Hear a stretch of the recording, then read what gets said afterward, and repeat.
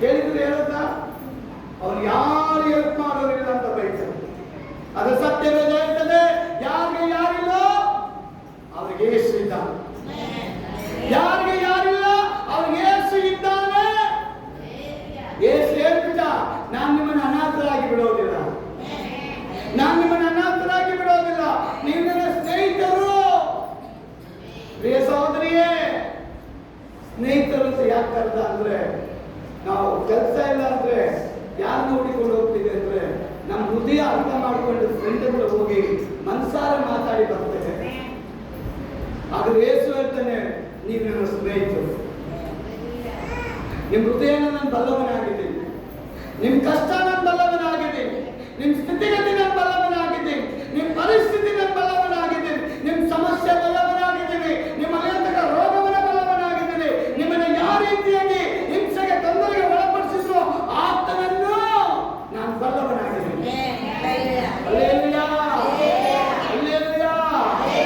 ಯೇಸುಗೆ ಚೆನ್ನಾಗಿ ಗೊತ್ತು ನಿಮ್ಮ ಸಮಾಧಾನ ಯಾರು ಕೆಡಿಸ್ತಾ ಇರೋದು, ನಿಮ್ಮ ಮನೇನ ಯಾರು ಹೊಡಿತಾ ಇರೋದು, ನಿಮ್ಮ ಮನೇಲಿ ಜಗಳ ತರ್ತಾ ಇರೋದು ಯಾರು, ನಿಮ್ಮ ಹಣಕಾಸುಗಳನ್ನ ನಿಲ್ಲಿಸಿರೋದು ಯಾರು, ನಿಮ್ಮ ವ್ಯಾಪಾರಗಳನ್ನ ನಡೆಯುವಂತೆ ಮಾಡಿರತಕ್ಕವರು ಯಾರು, ಹೊಟ್ಟೆ ಕಿಚ್ಚು ತಂದಾಗ್ತಾ ಇರೋದು ಯಾರು, ಅಸೂಯೆನ ತಂದಾಗ್ತಾ ಇರೋದು ಯಾರು, ದ್ವೇಷನ ತಂದಾಗ್ತಾ ಇರೋದು ಯಾರು, ನಿಮ್ಮ ಒಂದು ಪ್ರೀತಿ ಐಕ್ಯತೆಯನ್ನು ಹೊಡಿತಾ ಇರೋದು ಯಾರು, ದೇವರ ಮನೆಗೆ ಬರದಾಗೆ ಮಾಡ್ತಿರೋದು ಅಂತ ಯೇಸುಗೆ ಚೆನ್ನಾಗಿ ಗೊತ್ತಿದೆ.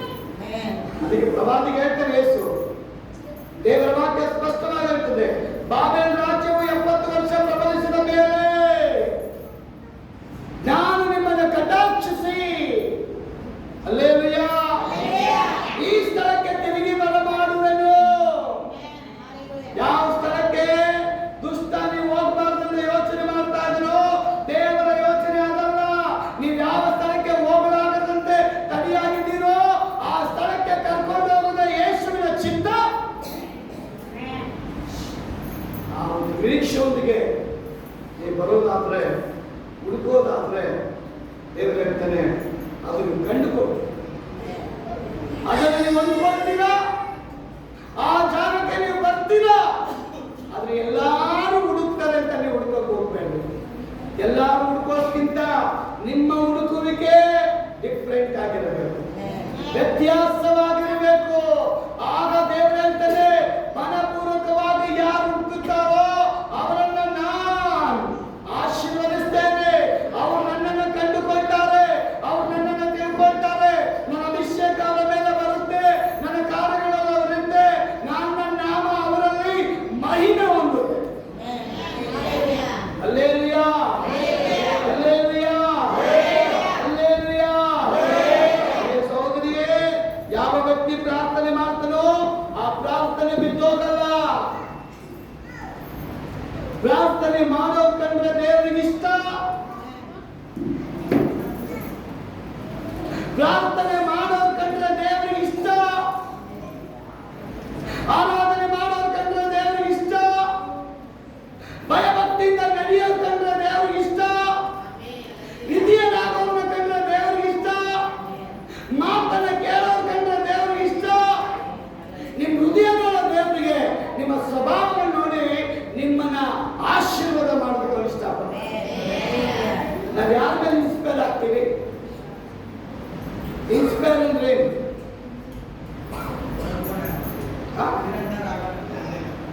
ಸಾರಿ, ಇನ್ಸ್ಪೈರ್ ಅಂದ್ರೆ ಒಬ್ಬನ ಕೆಲಸ ಕಾರ್ಯ ನೋಡಿ ಇಷ್ಟ ಆಗೋಗ್ಬಿಟ್ರೆ ಅವನಿಗೆ ನಾವು ಸೋತೋದು. ಈಗ ಕೆಲವರು ಮಾತಲ್ಲಿ ಬಹಳ ಟ್ಯಾಲೆಂಟ್ ಇರ್ತಾರೆ, ಅವ್ರು ಯಾರನ್ನ ಬೇಕಾದ್ರೂ ಮರಳು ಮಾಡ್ಬಿಡ್ತಾರೆ. ಇನ್ನೊಬ್ರು ಅವ್ರ ಕೆಲಸದಲ್ಲಿ ಬಹಳ ಟ್ಯಾಲೆಂಟ್ ಆಗಿರ್ತಾರೆ, ಅವ್ರ ಕೆಲಸ ಮಾಡಿ ಅವ್ರ ಜನಗಳನ್ನ ಗೆದ್ದು ಬಿಡ್ತಾರೆ. ಇನ್ನೊಬ್ರು ಮೋಸ ಮಾಡೋದ್ರಲ್ಲಿ ನಿಪುಣರಾಗಿರ್ತಾರೆ, ಅವ್ರನ್ನ ಎಂತವ್ರನ್ನ ಕರ್ಕೊಂಡು ಅವ್ರು ಮೋಸ ಮಾಡಿಬಿಡ್ತಾರೆ. ಅದಕ್ಕೆ ಇನ್ಸ್ಪೈರ್ ಅಂತ, ಆಕರ್ಷಣೆ, ಆಕರ್ಷಣೆ. ಮದರ್ ತೆರೇಸಾ ಹೇಳ್ತಾರೆ, ನನ್ನ ಇನ್ಸ್ಪಿರೇಷನ್, ನಾನು ಯಾರಿಗೆ ಇನ್ಸ್ಪೈರ್ ಆದೆ ಅಂದ್ರೆ ಯೇಸು ಕ್ರಿಸ್ತನಿಗೆ. ಕಾರಣ ಏನ್? ಆ ಯೇಸು ಜಗತ್ ರಕ್ಷಕನಾಗಿರುವಂತ ಯೇಸು ಮಾನವನಾಗಿ ಲೋಕದಲ್ಲಿ ಬಂದಾಗ ಎಲ್ಲವನ್ನ ಕರ್ಕೊಂಡವನಾಗಿ, ಬಡವನಾಗಿ, ದರಿದ್ರವನಾಗಿ, ನಮ್ಮನ್ನ ಐಶ್ವರ್ಯವಂತ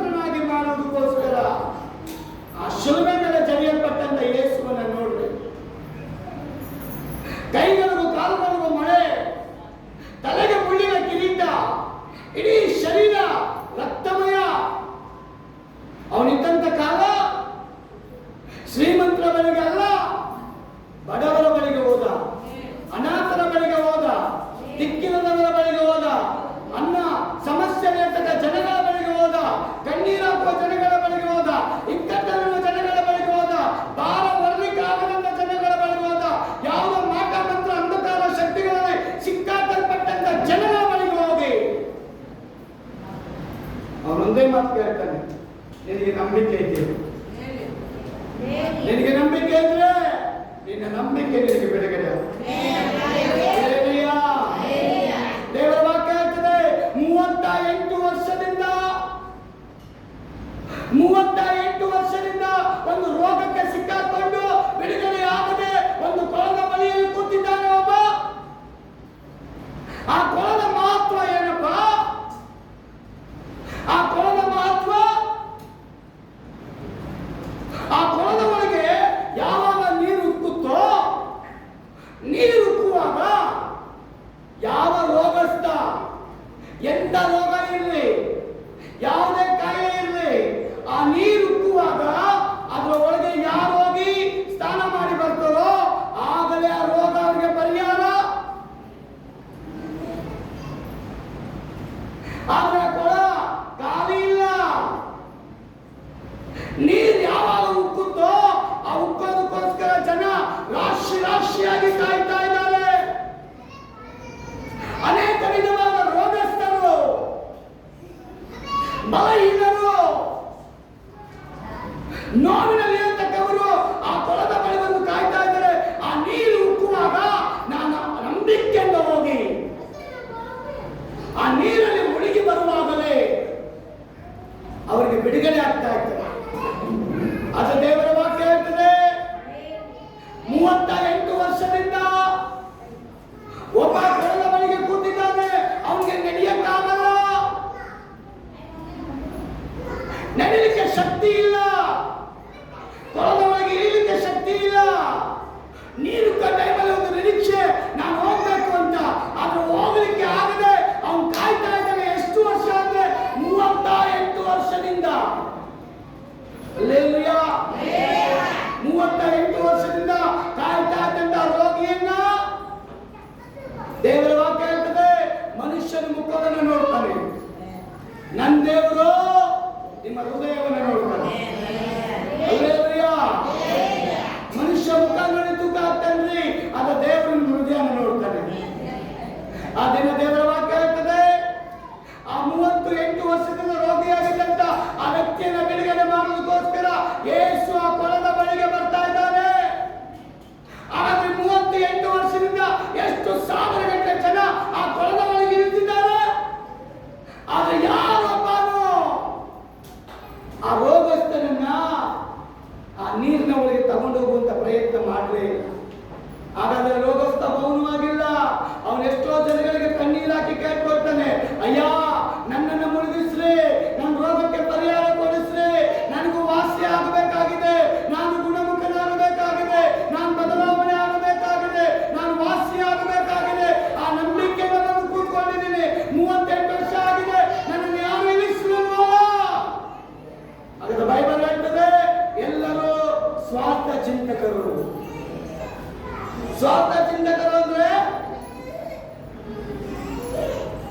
ನಮ್ಮ ಕೆಲಸ ಮಾತ್ರ ನಾವು ಮಾಡ್ತೀವಿ, ಬೇರೆಯವ್ರ ಕೆಲಸ ಕೈ ಹಾಕಲ್ಲ. ಹಾಗಾದ್ರೆ ಇಳಿಯಲ್ಪಟ್ಟವರೆಲ್ಲ ತಮ್ಮ ತಮ್ಮ ರೋಗಗಳಿಗೆ ಮಾತ್ರ ಓಡಿ ಬಂದವ್ರೆ. ಪಕ್ಕದ ಒಂದು ಏನು ಕೇಳಕ್ಕೆ ಬಂದಿಲ್ಲ. ಅದು ಯೇಸು ಸ್ವಾಮಿ ಕ್ಯಾರೆಕ್ಟರ್ ಅಲ್ಲ.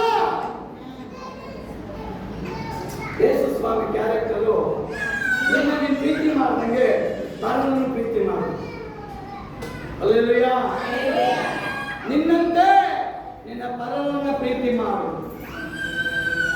ಸಹೋದರಿ, ಯೇಸು ಕೇಳ್ತಾನೆ, ಅವನನ್ನು ನೋಡುವಾಗ ದೇವರ ವಾಕ್ಯ ಹೇಳ್ತದೆ, ಅವನ ವಿಷಯದಲ್ಲಿ ದೇವರು ಹಾಕಿಕೊಂಡಂತ ಯೋಚನೆ ಸಾಧಾರಣವಾದ ಯೋಚನೆ ಅಲ್ಲ. ಆ ರೋಗಿಯ ಬಳಿಗೆ ಯೇಸು ಬಂದು ಕೇಳ್ತಾರೆ, ಮಗನೇ ನೀನ್ ಬಿಡುಗಡೆ ಹೊಂದೋದಕ್ಕೆ ನಿನಗೆ ಮನಸ್ಸಿದೆಯಾ?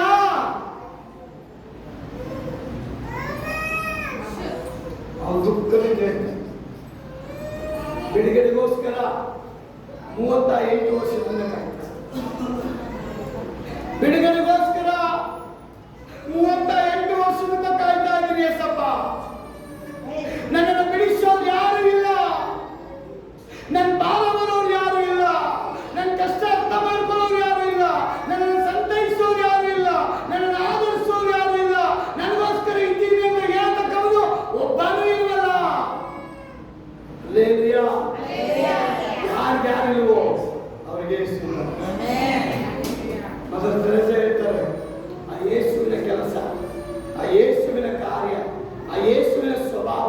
ಆ ಯೇಸುವಿನ ಮಾತುಗಳೇ ನನಗೆ ಇನ್ಸ್ಪಿರೇಷನ್. ಅದರ ನಿಮಿತ್ತವಾಗಿ ನಾನು ಸಮಾಜ ಸೇವಕಿಯಾಗಿ ನಮ್ಮ ಭಾರತ ದೇಶಕ್ಕೆ ಬಂದು ಅವ್ರ ಜೀವನನೇ ಅವ್ರು ತೆತ್ತುಬಿಟ್ರು. ಇವತ್ತು ಕಲ್ಕತ್ತಾಲಿ 26,000 ಮಕ್ಕಳನ್ನ ಆ ಸಂಸ್ಥೆ ಅನ್ನ ಕೊಟ್ಟು ವಿದ್ಯೆ ಕೊಟ್ಟು ಸಾಕ್ತಾ ಇದೆ. ಕಾರಣ ಏನ್? ಅವರ ಬುಕ್ಕಲ್ಲಿ ಬರೀತಾರೆ, ಈ ಸೇವೆ ಮಾಡಲಿಕ್ಕೆ ಕಾರಣಕರ್ತ ಯೇಸು. ಹಲ್ಲೆಲೂಯಾ. ಆ ಸೇವೆ ಮಾಡಲಿಕ್ಕೆ ಕಾರಣಕರ್ತ ಯೇಸು ಅಂತ ಬರೀತಾರೆ. ನಮ್ಮ ಸಮಾಜದಲ್ಲಿ ಸೇವೆನೂ ಮಾಡಬೇಕು, ದೇವರ ರಾಜ್ಯ ಕಟ್ಟಬೇಕು, ಜನಗಳಿಗೆ ಹೋಗಿ ಹೇಳ್ಬೇಕು, ದೇವರ ರಾಜ್ಯ ಸಮೀಪವಾಗಿದೆ, ದೇವರ ಕಡೆಗೆ ನೀವು ತಿರುಗಿಕೊಂಡು. ಅದನ್ನು ಯಾರು ಧೈರ್ಯವಾಗಿ ಹೇಳ್ತಾರೋ, ದೇವರ ವಾಕ್ಯ ಹೇಳ್ತದೆ, ಅವರ ವಿಷಯದಲ್ಲಿ ದೇವರು ಹಾಕಿಕೊಳ್ಳತಕ್ಕ ಯೋಜನೆ. ದಾನಿಯೇಲ್ ರಾಜನಿಗೆ ಹೇಳ್ತಾನೆ, ರಾಜ ನನ್ನ ಕ್ಷಮಿಸ್ಬಿಡಪ್ಪ, ನೀನ್ ಕೊಟ್ಟಂತ ಎಲ್ಲ ಕೆಲಸಗಳನ್ನ ನಾನು ಮಾಡ್ತೀನಿ, ನಿನ್ನ ಆಜ್ಞೆಗಳನ್ನ ಕೈಗೊಂಡು ನಡೆತೀನಿ, ಆದ್ರೆ ಒಂದು ಮಾತ್ರ ನಾನು ಮಾಡಲ್ಲ. ನನ್ನ ದೇವರಿಗೆ ವಿರುದ್ಧವಾಗಿ ನಾನು ಯಾವ ಕೆಲಸ ಮಾಡಕ್ ಹೋಗಲ್ಲ. ನನ್ನ ದೇವರು ಏನ್ ಹೇಳ್ತಾನೋ ಅದನ್ನೇ ನಾನು ಮಾಡು. ಅವನ್ನ ನಾನು ಮನಪೂರ್ತಿಯಾಗಿ ಹುಡುಕಿದ್ದೀನಿ, ಮನಪೂರ್ತಿಯಾಗಿ ಇಷ್ಟಪಟ್ಟಿದ್ದೀನಿ, ಮನಪೂರ್ತಿಯಾಗಿ ಅವನೊಂದಿಗೆ ನಾನು ಮಾತಾಡ್ತೇನೆ. ಅವನಿಗೆ ಕೊಟ್ಟಂತ ಟೈಮ್ ನಾನು ಮಿಸ್ ಮಾಡಲ್ಲ. ಟೈಮ್ ಸೆನ್ಸ್ ಅಂದ್ರೆ ನಾನು ಮುಗಿಸ್ತೀನಿ. ಟೈಮ್ ಸೆನ್ಸ್ ಅಂದ್ರೆ ಸಮಯದ ಪ್ರಜ್ಞೆ ಅಂತ. ಕರೆಕ್ಟಾ? ಟೈಮ್ ಸೆನ್ಸ್ ಮೀನ್ಸ್ ಸಮಯದ ಪ್ರಜ್ಞೆ. ಈಗ ರೈಲ್ವೆ ಟಿಕೆಟ್ ನೀವು ಬುಕ್ ಮಾಡಿದ್ರೆ ಏನ್ ಮಾಡ್ತೀರಾ? ರೈಲ್ ಹೋದ ಮೇಲೆ ಹೋಗ್ತೀರಾ? ಆಟೋನಿಗೆ ಹೇಳ್ತೀರಪ್ಪ 5 ಗಂಟೆ ಟ್ರೈನು, ನೀನು 4:15 ಮನೆಗೆ ಬರ್ತೀರಾ. ನೀನು 5 ಕಾಲಕ್ಕೆ ಬರ್ತೀರಾ, 5:15 ಬರ್ತೀರಾ, ಏನಂತೀರ? ಟಿಕೆಟ್ ತಗೊಂಡಿಲ್ಲ ಅಂದ್ರೆ ಹೆಂಗ ಬೇಕಾದ್ರೂ ಹೋಗ್ತೀರಾ. ತಗೊಂಡಿದ್ರೆ ಯಾಕೆ ಹೋಗ್ತೀರಾ ಬೇಗ? ನೀವು ಹೋಗಿಲ್ಲ ಅಂದ್ರೆ ನಿಮ್ ಟಿಕೆಟ್ ದುಡ್ಡು ವೇಸ್ಟ್ ಆಗೋಗುತ್ತೆ. ಹಣ ಹಾಕಿರ್ತೀರಲ್ಲ ಅದು ವೇಸ್ಟ್ ಆಗಬಾರ್ದು ಅಂತ ನಿಮ್ಗೆ ಗೊತ್ತು. ರೈಲ್ದು ರೂಲ್ಸು 1 ಸೆಕೆಂಡ್ ನಿಲ್ಲಲ್ಲ, ಅವ್ನ ಟೈಮ್ಗೆ ಮೂವ್ ಮಾಡ್ತಾರೆ. ರೈಲ್ ಆಗಿರ್ಬೋದು, ಫ್ಲೈಟ್ ಆಗಿರ್ಬೋದು, ಬಸ್ ಬೇಕಾದ್ರೆ ನೀವು ನಿಲ್ಲಿಸ್ಬೋದು, ರೈಲ್ ಎಲ್ಲ ನಿಲ್ಲಿಸಕ್ಕಾಗಲ್ಲ, ಫ್ಲೈಟ್ ಎಲ್ಲ ನಿಲ್ಲಿಸಕ್ಕಾಗಲ್ಲ. ಕಾರಣ ಏನ್? ಇವತ್ತೆಷ್ಟೋ ಕಂಪನಿಗಳಲ್ಲಿ ತಮ್ಮ ಇಂಪ್ರೆಷನ್ ಇಟ್ಬಿಟ್ಟಿದ್ದಾರೆ. ಕಾರಣ ಏನ್? ಮುಂಚೆ ಎಲ್ಲ ಜನ 10 ಗಂಟೆಗೆ ಹೋಗಿ 9 ಗಂಟೆಗೆ ಬಂದಿರ್ತ ಲೆಕ್ಕ ಕೊಡ್ತಾ ಇದ್ರು. ಆದ್ರೆ ಈಗ ಹಂಗಲ್ಲ. ಆ ವರ್ಕರ್ ಕರೆಕ್ಟ್ ಟೈಮ್ಗೆ ಬಂದ ಅಂತ ಆ ಓನರ್ ಮನೇಲೆ ಕೂತ್ಕೊಂಡು ಕಂಪ್ಯೂಟರ್ ನೋಡ್ತಾನೆ, ಲ್ಯಾಪ್ಟಾಪ್ ಅಲ್ಲಿ ನೋಡ್ತಾನೆ, ನಮ್ಮೆಲ್ಲಾ ವರ್ಕರ್ಸ್ ರೈಟ್ ಟೈಮ್ಗೆ ಬಂದು ತಮ್ಮ ಇಂಪ್ರೆಷನ್ ಕೊಟ್ಟವ್ರ ಅಂತ ನೋಡ್ತಾನೆ. ಅಲ್ಲಿವರೆಗೂ ಬೆಳೆದು ಬಿಟ್ಟೈತೆ ದೇಶ. ಈಗ ಮನೇಲೆ ಕೂತ್ಕೊಂಡು ಓನರ್ಸ್ ಚೆಕ್ ಮಾಡ್ತಾರೆ, ಓ ವರ್ಕರ್ಸ್ ಕರೆಕ್ಟ್ ಆಗಿ ಕೆಲಸ ಮಾಡ್ತಾರ, ರೈಟ್ ಟೈಮ್ ಬರ್ತಾರ, ಪರ್ಫೆಕ್ಟ್ ಆಗಿರ್ತಾರ, ಆ ಟೈಮ್ ಮುಗಿಸಿ ಹೋಗ್ತಾರ.